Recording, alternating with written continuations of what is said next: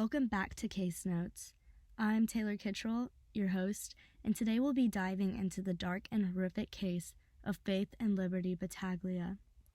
The Battaglia family seemed like a once perfect family, living in the luxurious suburbs of Highland Park located in Dallas, yet this family was nothing close to perfect. Behind closed doors of their multi-million-dollar home was a vicious killer.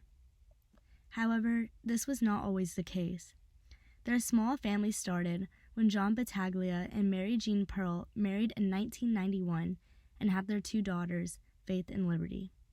This picture-perfect family started to fade when Mary Jean Pearl uncovered the sinister side to John. Pearl had no idea she had married a man with a violent history, a man who brutally beat his ex-wife, and a man who even broke the nose of a woman that worked at their daughter's elementary school. Once Mary Jean suffered a brutal beating from John on Christmas Day 1991, the couple split, and Mary had gotten almost full custody of their children, and she also got to keep their beautiful home. This left John with only visiting rights in a small apartment in Deep Ellum, which sent John into a rage. Not only were his children and his beautiful home taken from him, but his once perfect reputation was faded. He despised Mary Jean and was willing to do anything to get back at her, even murder, of murdering Liberty and Faith as an act of revenge. On May 2, 2001, the girls came over for a seemingly innocent dinner with their father. Since John only had visiting rights, this was a fairly often occurrence. However, what Mary Jean did not know was that her ex-husband was planning on their daughter's brutal murder. Once Mary dropped off the girls, she went to a friend's house. When she arrived at her friend's, she was informed that Faith and Liberty had called, wanting to ask her a question. Curious, Mary Jean phoned the girls and asked what their question was. With hesitation, their older daughter, Faith, inquired, "Mommy, why do you want Daddy to go to jail?" Immediately, Mary Jean began to plead with John, asking to leave their young girls out of their legal issues, when she began to hear Faith cry. Faith screamed out, "No, Daddy, please don't. Please don't do it." Immediately, Mary began to scream into the phone for the girls to run, but it was too late. Gunshots began to fire. At that moment, Mary felt like her life had crumbled, and she began to phone emergency services in a desperate attempt to save her daughters' lives. But it was too late, and both daughters passed from numerous gunshot wounds. Oddly enough, police eventually located Battaglia at a tattoo shop in Deep Ellum, getting his daughter's names tattooed on him. This was meant to show his care, yet I and many others strongly believed that a loving father could never commit such an act of murder.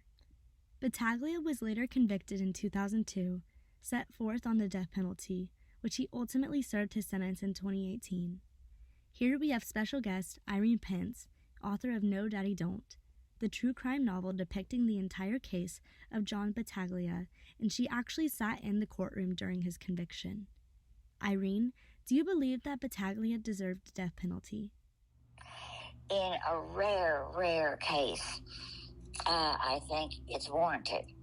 In John's case specifically, because he was damaging other people's reputations. And that's why, if he wasn't around, then that could be stopped. Yeah. Okay. I like that perspective. I feel like that's very interesting and insightful.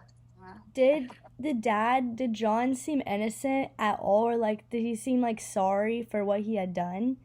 Or any sort of remorse? No? No, honey, he didn't. He would write me letters. Did you know that? I did not know that. Yeah, John Battaglia would. And, in fact, one of the letters, I had my black leather pants, jeans really,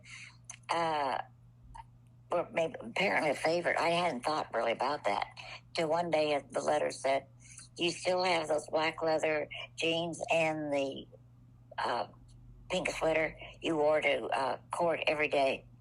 See, it was a put down. Like if I had a lot of clothes, you would remember I had the same outfit. I wore. But he made himself feel big and better because he would put other people down. That's kind of sick. I definitely agree that there was a sinister side to Battaglia, and thank you so much for your personal insight, Irene. But overall, this chilling case finally served its justice in 2018 for Faith and Liberty. May they rest in peace, and may we not forget the horrors of the sinister John Battaglia. Thank you so much for listening in to Case Notes, and make sure to comment what cases you'd like to see next.